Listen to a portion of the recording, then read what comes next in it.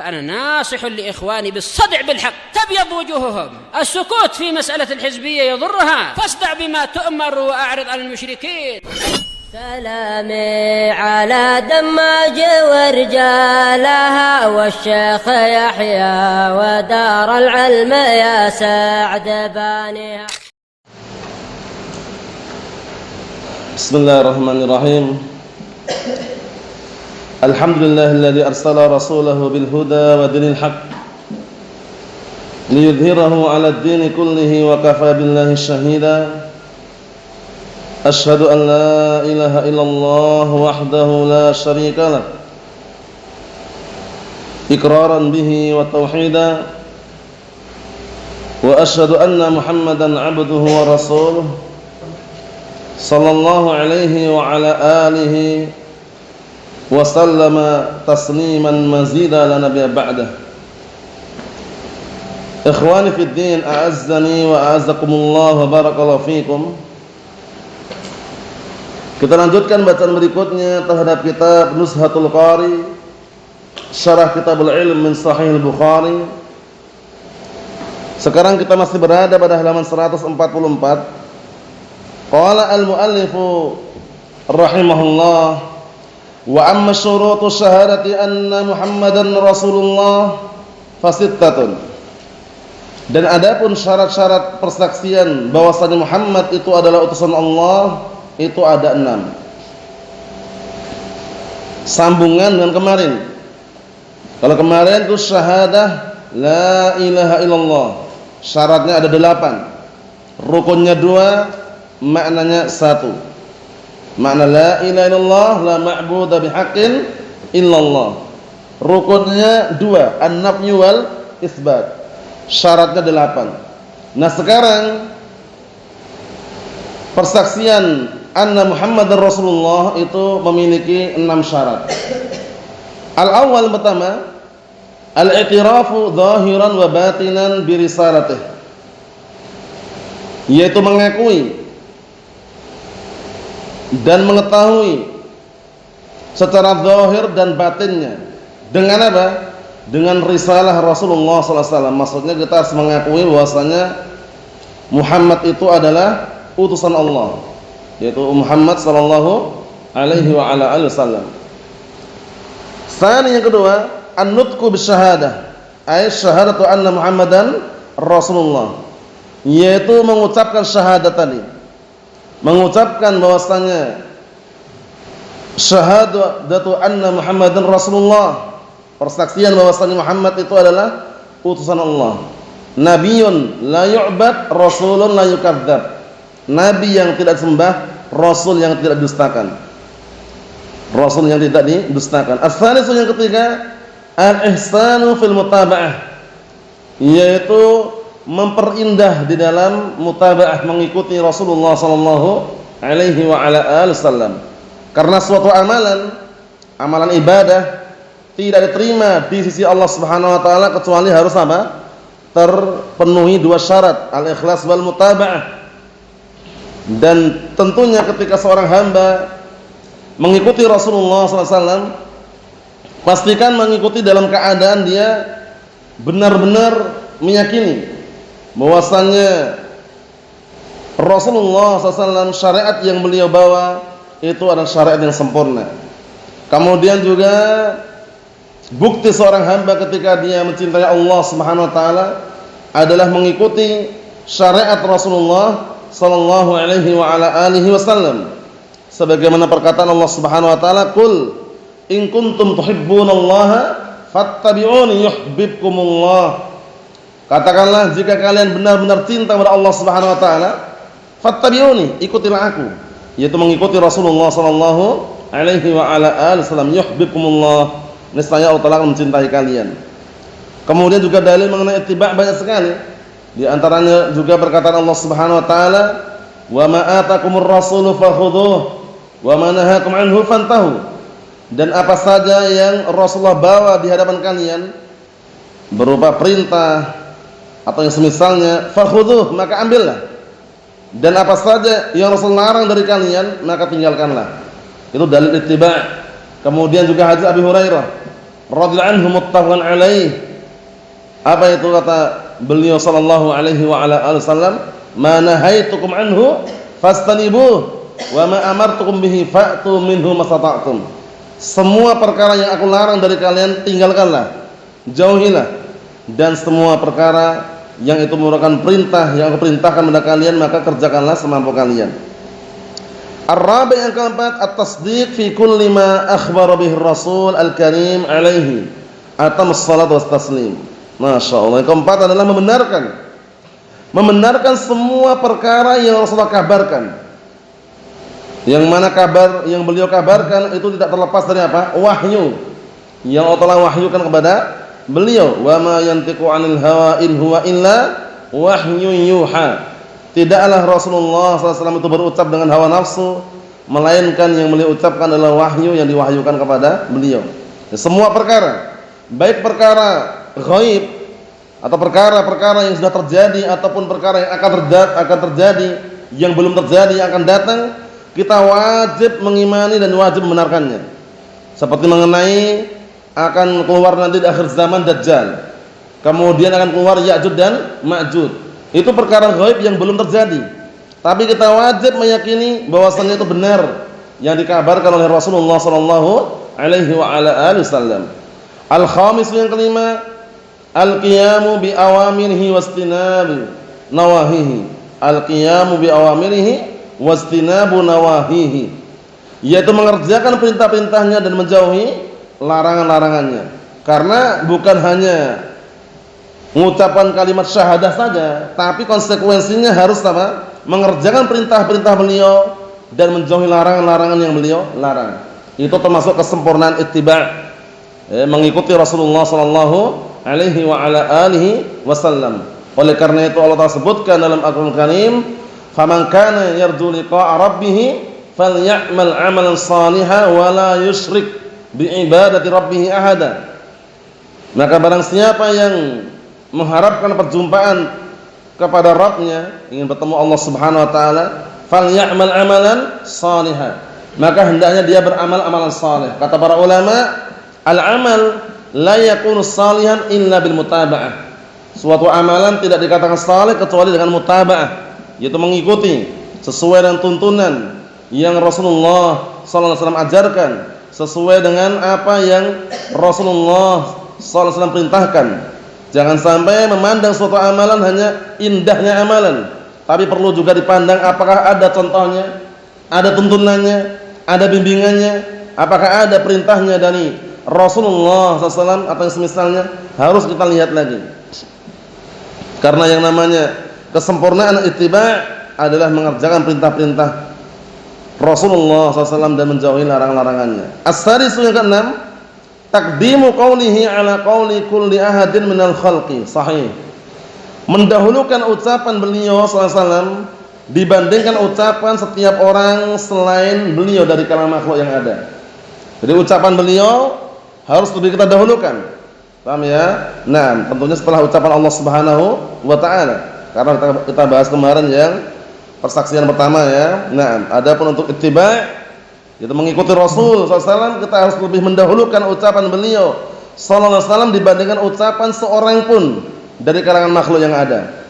Sampai-sampai Al-Imam Malik bin Anas, Imam Darul Hijrah Abu Abdullah, beliau mengatakan kullu qaulin yuqbal wa yurad illa qaul sahib hadzal qabr. Karena waktu itu beliau mengajar di Masjid Nabawi. Sedangkan setelah ada perluasan, kuburan Rasulullah masuk dalam area masjid tersebut, sehingga ketika Imam Malik bin Anas waktu itu ngajar, beliau mengatakan kullu qaulin yuqbal wa yurad. Semua ucapan bisa diterima, bisa ditolak. Illa qaul sahib hadzal qabr. Kecuali ucapan pemilik kuburan ini, yaitu kuburan Rasulullah sallallahu alaihi wa ala alihi wasallam. Jadi semuanya bisa diterima, ditolak, baik itu ucapan para sahabat, ucapan yang lainnya. Tapi ucapan Rasul sallallahu alaihi wa ala alihi wasallam sami'na wa ta'na. Tidak ada kata lain, tidak ada alasan yang lain. Sebagaimana perkataan Allah Subhanahu wa taala, "Wa ma kana lil mu'minin wa la mu'minatin idza qadallahu wa rasuluhu amran ay yakuna lahumul khiyaratu min amrihim. Wa man ya'sillaha wa rasulahu faqad dhalla dhalalan mubina. Artinya tidak selayaknya, tidak sepantasnya bagi seorang mukmin, lelaki maupun wanita, apabila Allah dan Rasulnya telah menetapkan suatu perkara, menetapkan suatu hukum, ini halal, ini haram, ini bid'ah, ini sunnah, ini tauhid, ini syirik, ini taat, ini maksiat, maka enggak boleh dia mencari pilihan yang lain yang sesuai dengan hawa nafsunya. Barang siapa yang bermaksiat kepada Allah dan Rasulnya, maka sungguh dia telah sesat dengan kesesatan yang nyata. Kata beliau, kita lihat lagi, hatani syahadatan ruknun wahid. Masya Allah. Dan dua persaksian ini adalah satu rukun. Syahadatan satu rukun daripada rukun Islam yang 5. Ya kan? Rukun Islam yang 5 pertama apa? Tauhid, syahadatan. Syahadatu an la ilaha illallah wa syahadatu anna Muhammadan Rasulullah. Baru nanti salat dan seterusnya. Wa huwa ruknul awal min arkanil Islam sahih. Yang mana itu adalah rukun pertama dari rukun-rukun Islam yang ada. Paham ya? Karena rukun Islam ada 5. Nah, ketika antum belum terlalu paham seputar panca indera itu apa saja, paham ya? Tapi yang 5 perkara ini pastikan sudah paham. Paham ya? Karena 5 perkara ini rukun, pondasi. Paham ya? Sehingga bagaimanapun keadaannya dihafalkan. Dan banyak dalilnya dari as-sunnah, di antaranya hadis Jibril at-tawil yang panjang itu menjelaskan apa rukun Islam. Pertama adalah syahadatan, kemudian salat, kemudian zakat, puasa, haji bagi yang mampu. Kita lihat sini barakallahu fiik. Allati kullun nas bi amasil hajah ila tahqiqiha wa fahmiha. Sahih. Yang mana setiap manusia atau semua manusia sangat-sangat memerlukan untuk mewujudkan dan merealisasikan rukun tersebut dan memahaminya. Wal amal bi muqtadaha, dan mengamalkan konsekuensinya. Jadi bukan hanya sekedar ucapan, tapi pastikan dia mengamalkan konsekuensi daripada rukun Islam yang 5 tersebut. Wa ruknus tsani, dan rukun yang kedua, karena rukun yang pertama syahadatan sudah kita lewati. Wa ruknus tsani, rukun yang kedua, iqamatus shalah 'ala wajhil ladzi bayyanahu Rasulullah sallallahu alaihi wasallam wa 'allamahu al-ummah. Masyaallah. Rukun yang kedua adalah menegakkan salat sebagaimana yang Rasulullah telah jelaskan dan juga Rasulullah ajarkan kepada umatnya. Karena enggak boleh kita bikin gerakan sendiri. Semua gerakan dalam salat pastikan mengikuti apa yang Rasulullah ajarkan. Oleh karena itu, wa qala sallu kama ra'aitumuni usalli. Salatlah kalian sebagaimana kalian melihat aku salat. Jadi salatnya bagaimana yang Rasulullah ajarkan, itulah yang kita ikutin.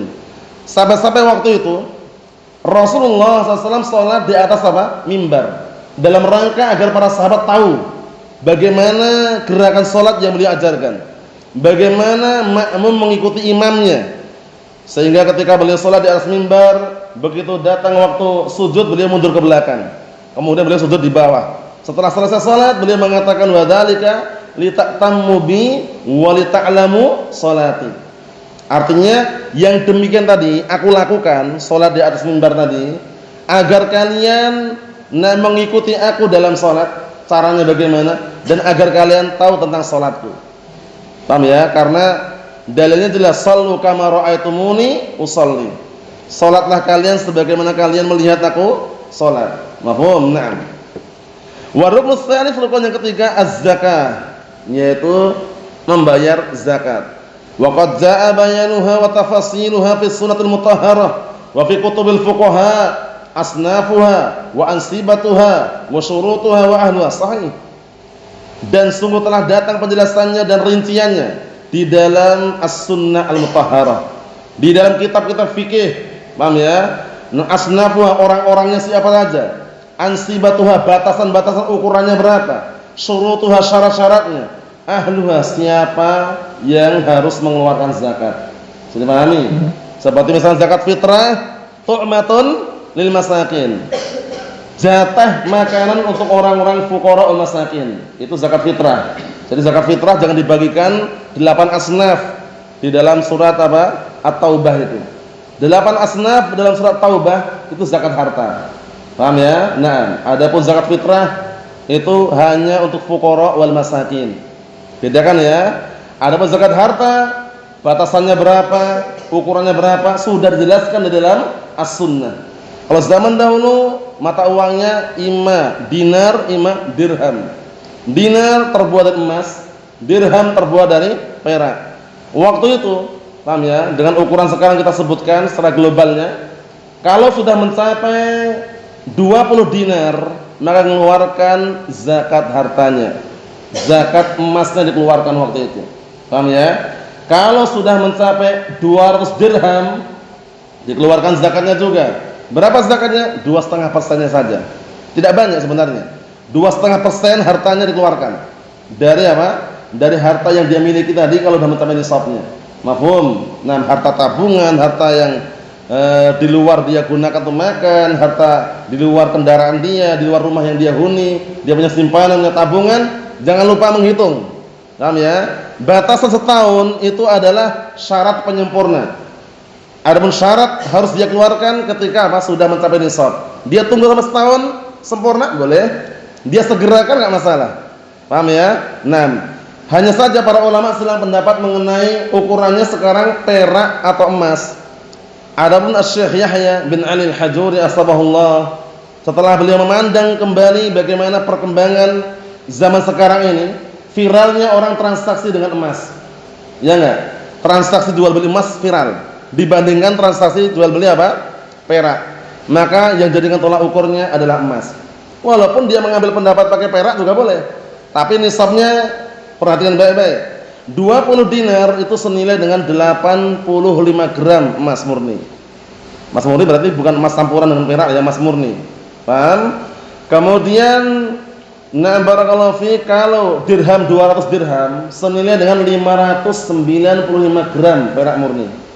Mengeluarkannya 2,5%-nya saja. Paham? Karena kita mengambil pendapat wallahu alam yang disebutkan Syekhnya kuat juga karena viralnya orang transaksi jual beli sekarang ini dengan emas, orang transaksi maksudnya jual beli emas banyak daripada jual beli perak, ukuran nisabnya pakai emas. Paham ya? Nah, barakallahu fi. Kalau sudah mencapai 85 gram. Paham ya? Nah, di sini barakallahu fi perhitungannya selama dia posisinya taruhlah dia bukan emas yang dia simpan. Kalau emas jelas tadi jelas sekali enggak ada perkara yang sulit karena tinggal digramkan aja kan. Nah, harta bagaimana harta? Harta tinggal dirupiahkan kalau harta kita. Rupiahkan senilai dengan 85 gram tersebut. Kalau mencapai harta tabungannya segitu, keluarkan zakatnya. 2,5%-nya saja. Paham ya? Dengan harga emas yang sekarang ya, bukan emas yang dulu. Kalau emas sekarang kan harganya mungkin sampai 2 juta lebih kan. Emas yang bagus sampai 2,7 juta, 2,8 juta kadang-kala. Kalau zaman waktu itu kan 900 dapat juga. Tapi dengan ukuran yang sekarang ini. Nah, ingat-ingat ukuran atau batasan setahun itu batasan sempurna. Paham ya? Kalau disegerakan boleh. Paham ya? Ditunda setelah setahun misalnya ditunda itu enggak boleh. Karena apa? Karena nisabnya itu juga tolak ukur yang inti. Bisa dipahami ya? Itu semua dibahas dalam kitab fikih. Ini hanya sekedar penyebutan. Kata beliau, rincian-rinciannya, siapa-siapa yang berhak mendapatkannya disebutkan dalam kitab apa? Fikih dan sebutkan dalam As-Sunnah. Wa ruknur rabi' dan rukun yang keempat, shaum Ramadan. Puasa Ramadan. Ja'al amru bihi fil Qur'an. Telah datang perintah untuk berpuasa di dalam Al-Qur'an. Ya ayyuhalladzina amanu kutiba 'alaikumusiyam kama kutiba 'alal ladzina min qablikum la'allakum tattaqun. Wahai orang-orang yang beriman, sungguh telah diwajibkan atas kalian berpuasa sebagaimana orang-orang sebelum kalian diwajibkan agar kalian menjadi insan yang bertakwa.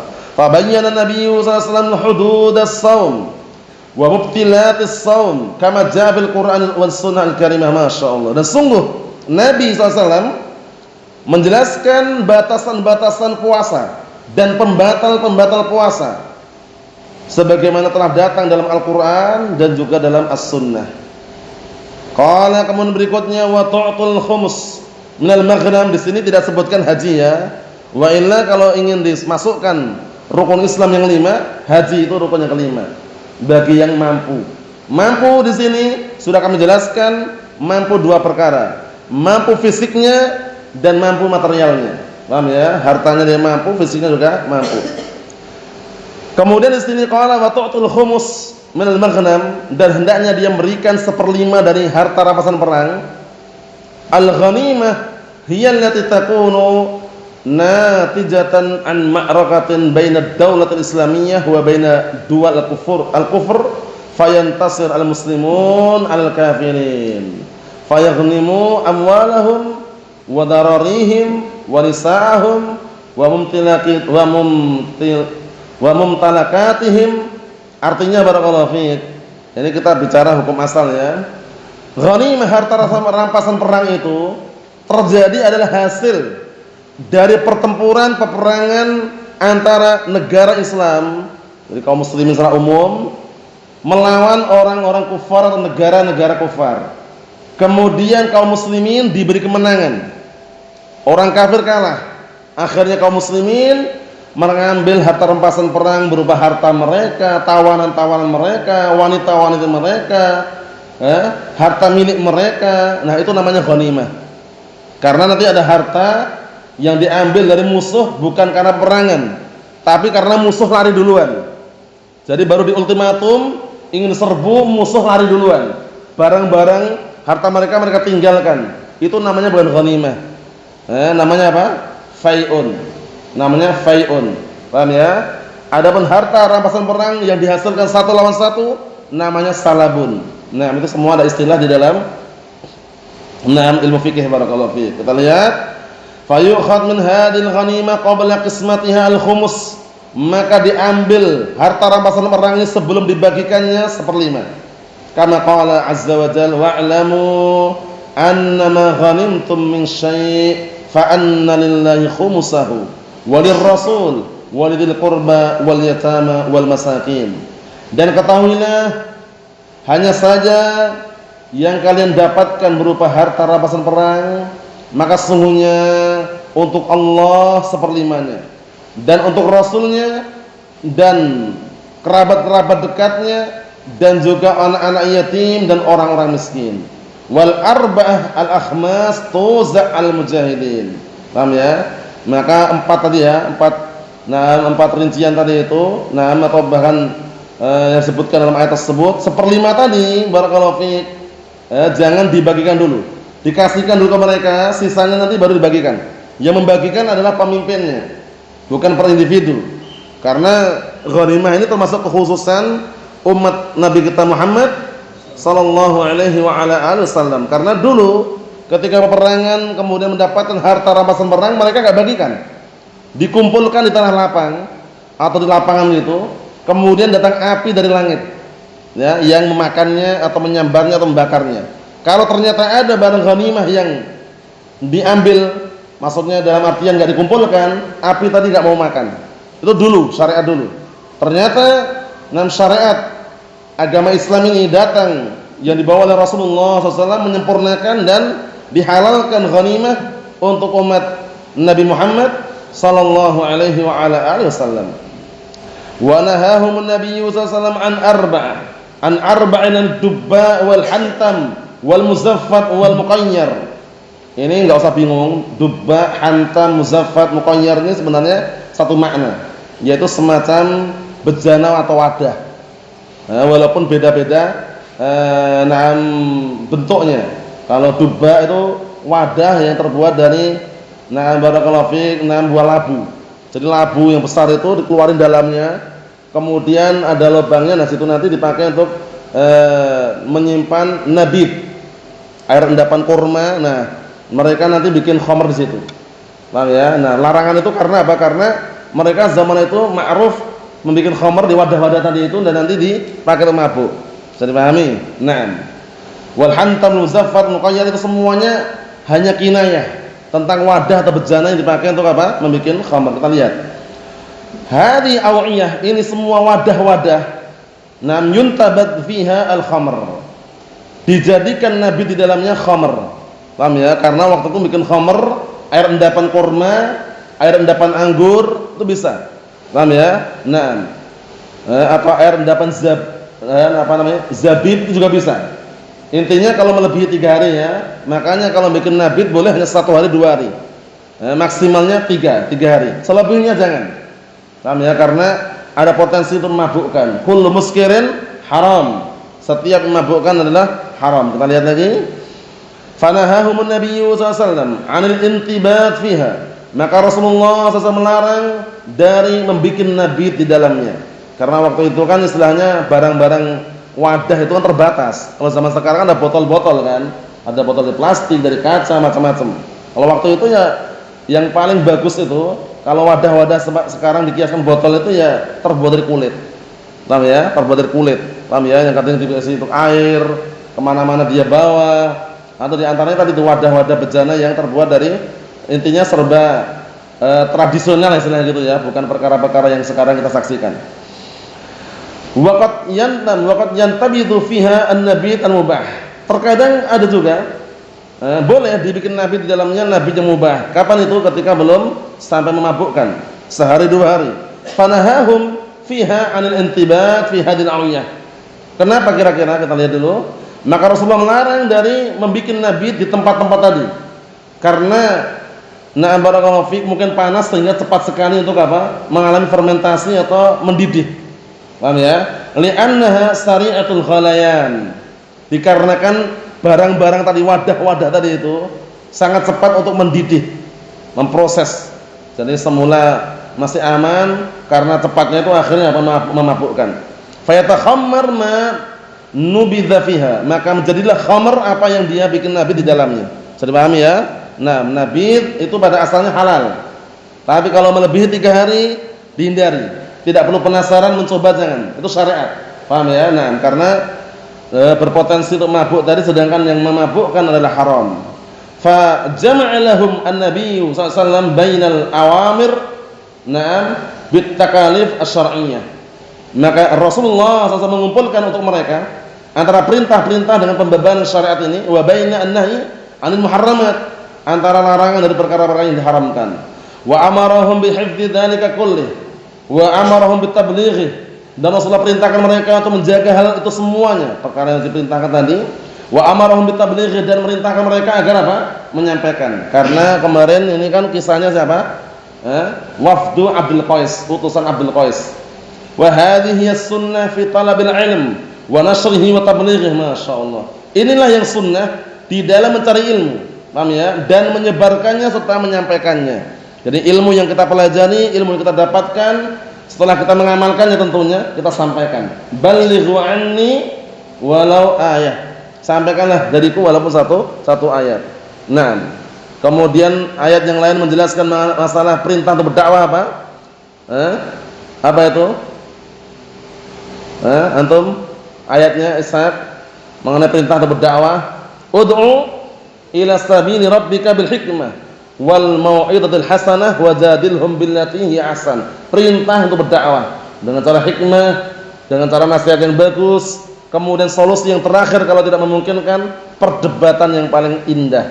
Perdebatan yang paling indah, perdebatan yang ada solusinya, yaitu menampakkan al-haq dan menghancurkan kebatilan, bukan debat yang tidak ada ujungnya. Kita lihat sini.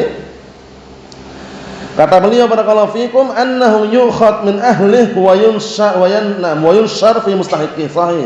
Bahwasan ilmu itu diambil dari ahli ilm dan disebarkan kepada orang-orang yang berhak mendapatkannya.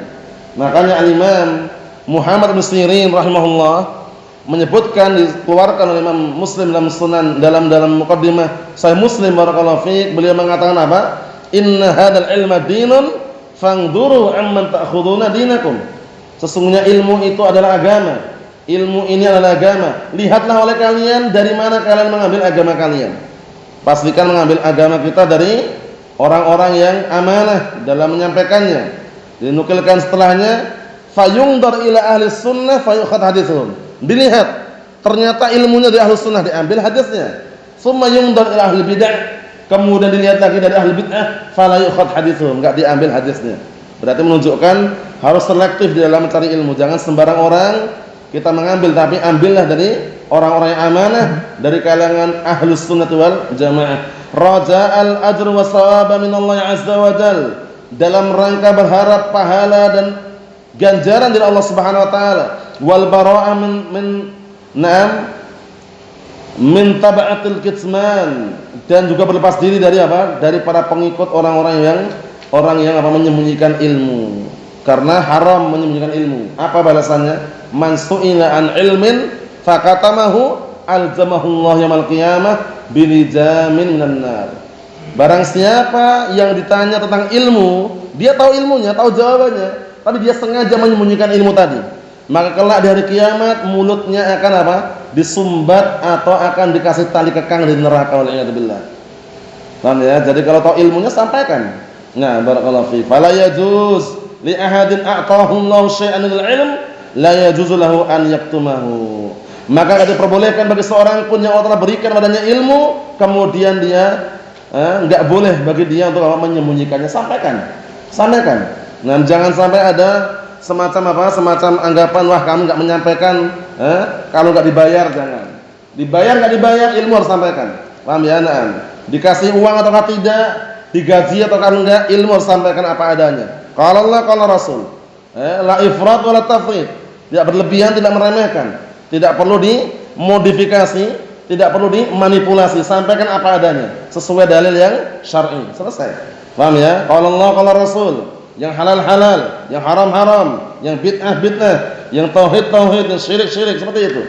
Ini bagus sekali nasihat ini ya. Jangan pernah menyembunyikan ilmu, tapi sampaikanlah ilmu tersebut sesuai dengan kapasitas dan kadarnya masing-masing. Balighu anni walau ayat, sampaikanlah dariku walaupun satu ayat, kata Rasulullah sallallahu alaihi wa ala alihi wasallam. Wallahu a'lam bissawab. Wassallallahu alaihi wasallam. Walhamdulillahirabbil alamin.